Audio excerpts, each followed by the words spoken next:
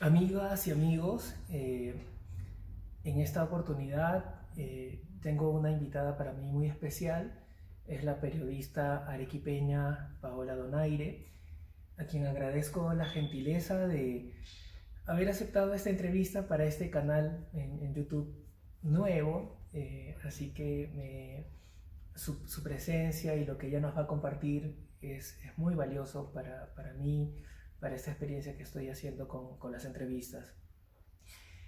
Eh, Quisiera presentarles a ustedes a nuestra entrevistada. Paola, ¿nos podrías decir tu nombre y a qué te dedicas? Sí, claro. Yo soy Paola Donaire Cisneros, soy periodista.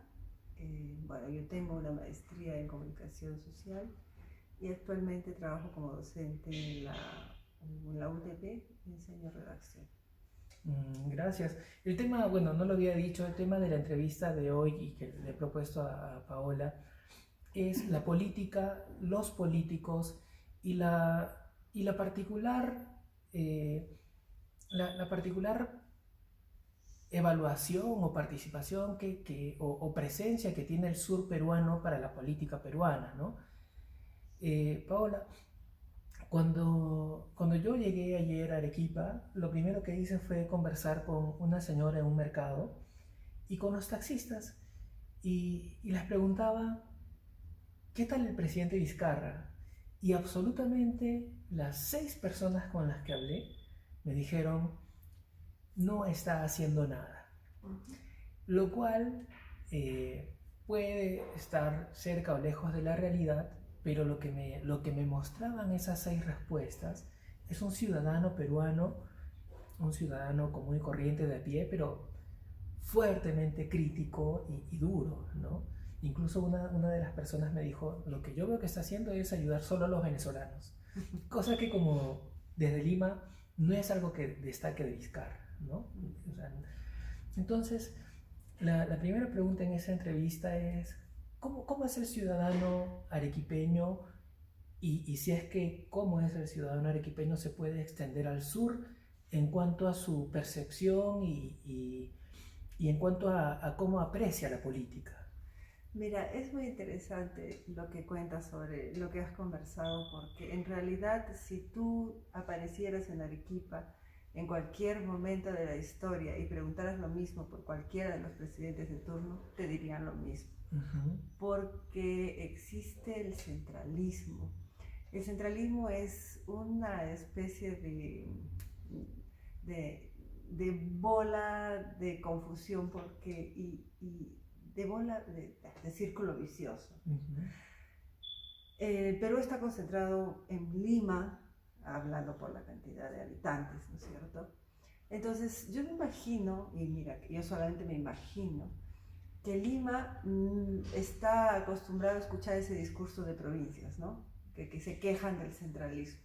Y como se ha acostumbrado, ya no le dan importancia. Pero es un problema que gravita no solo en Arequipa, en todas las provincias. Mira cómo le decimos provincias al resto del país, Ujú. ¿no? Son todas las regiones, ¿no? Y a veces se refieren a Lima y provincias, ¿no? Más allá no hay. Y esa es la característica principal de nuestra política. Es centralista, pero digamos, así como el problema no son las personas, sino el sistema, aquí el problema es el sistema, o sea, no es Lima, no son las autoridades de Lima solamente, sino que hasta hay un pensamiento centralista en nosotros, ¿no? Nos hemos acostumbrado a que Lima decida y es muy, no sé qué tanta conciencia pueden tener en Lima de cómo se maneja el Perú respecto a Lima, pero para poner un ejemplo, todas las instituciones tienen un ente adicional que se llama Lima, ¿no? Entonces hay que aprobar este documento, que consulte Lima. ¿Y Ujú. cómo manejamos la currícula, el sílabus del curso? No, lo tiene que aprobar Lima. ¿No? ¿Y cómo lo hace Lima? ¿Y qué está haciendo Lima? ¿Y cuándo lo va a aprobar Lima? Y no salió porque Lima no respondió. Entonces, todo gira en torno a Lima. Y nosotros también en el momento de que, por ejemplo, somos consumidores o ciudadanos, miramos más a Lima. Y Ujú. eso también es otro problema respecto a los medios de comunicación. En cualquier época del año, para un arequipeño, es más fácil enterarse de los problemas que hay en Lima que los problemas que hay en Arequipa. Ujú. Si yo en la mañana prendo el televisor y fácilmente me encuentro con muchos noticieros y sé que en el terminal de Naranjitos, en el paredero no sé qué, hay congestión, que hay mucha cola, que una persona se peleó, lo sé muy bien, donde hubieron problemas de tránsito en Lima, pero no en Arequipa. Ujú. Sí, mira, yo eh, coincido con lo que nos estás comentando, pero te digo con mucha pena que desde mi percepción como ciudadano de Lima y como un ciudadano que trata de estar informado y tiene una opinión que expreso, te digo con mucha pena que incluso me parece que ni siquiera hay una mirada hacia las regiones de nuestro país, desde Lima, ¿no? O sea, tiene que pasar algo muy, muy dramático o algo que impacta a intereses vinculados a la capital o, al, o, a las instancias de gobierno, como acaba de pasar con las Bambas, para que el tema tenga alguna relevancia, ¿no?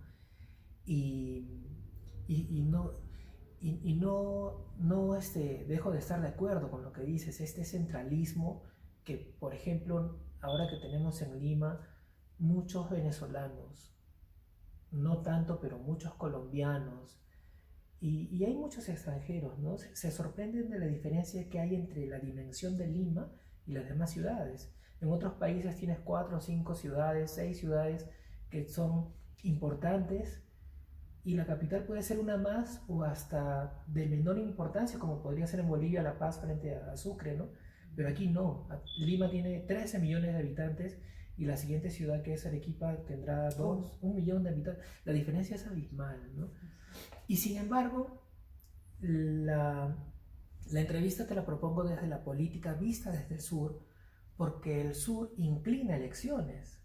En el análisis político nacional que hacemos desde Lima, el respaldo que le da el sur a un candidato, como en su caso fue Humala, como fue Verónica Mendoza en la primera vuelta, y lo que definió la victoria de PPK fue el sur, ¿no? ¿Ustedes tienen conciencia del peso o cuál es la percepción que tienen de ese peso del sur en la política peruana?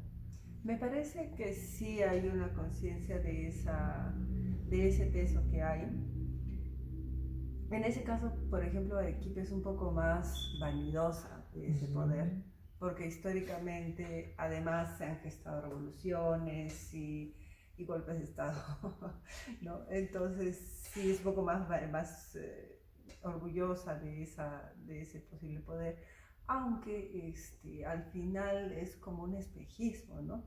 Porque nada de eso retribuye. Nosotros terminamos siempre diciendo, ganó gracias a nosotros y se olvidó de nosotros, ¿no?